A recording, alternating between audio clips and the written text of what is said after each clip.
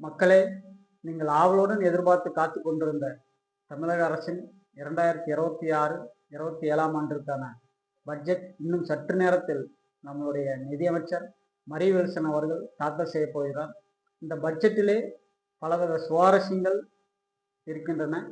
அதாவது இதுவரை தாக்கல் செய்த நிதியமைச்சர்கள் எல்லாம் ஒரு அனுபவம் வாய்ந்தவர்கள், அதாவது பட்ஜெட்டை தாக்கல் செய்வதிலே முன் அனுபவம் வாய்ந்தவர்கள். ஆனால் இப்போது தாக்கல் செய்கிற நம்மளுடைய மரியவில்சன் என்பவர் அனுபவம் இல்லாதவர்.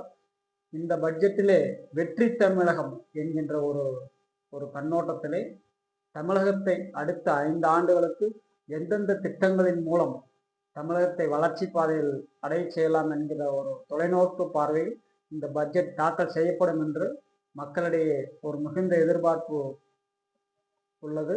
அதை போலவே கல்வித்துறை, சுகாதாரம், ஆதி திராவிடர் நலம், மகளிர் மேம்பாடு, இன்னும் பல வகையான துறைகளில் பலவித முன்னேற்றங்களையும் பலவித திட்டங்களையும் இந்த பட்ஜெட்டில் தாக்கல் செய்வார் என்று மிகுந்த எதிர்பார்ப்பு உள்ளது.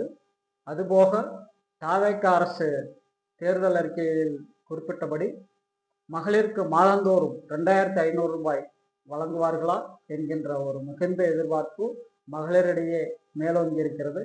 என்ன நடக்கிறது என்று இன்னும் சற்று நேரத்தில் தெரிந்துவிடும். அதாவது இனிவரும் ஐந்தாண்டுகளில் தமிழகத்தை எப்படி முன்னேற்ற பாதையில், அதாவது வளர்ச்சியடைந்த தமிழகமாக எப்படி மாற்றலாம் என்கின்ற பட்ஜெட் இந்த பட்ஜெட் கூட்டத்தொடரிலே நம்முடைய மாண்புமிகு நிதியமைச்சர் அவர்கள் தாக்கல் செய்ய போகிறார். பொறுத்திருந்து பார்ப்போம் என்னென்னவெல்லாம் அவர் தாக்கல் செய்கிறார் என்று.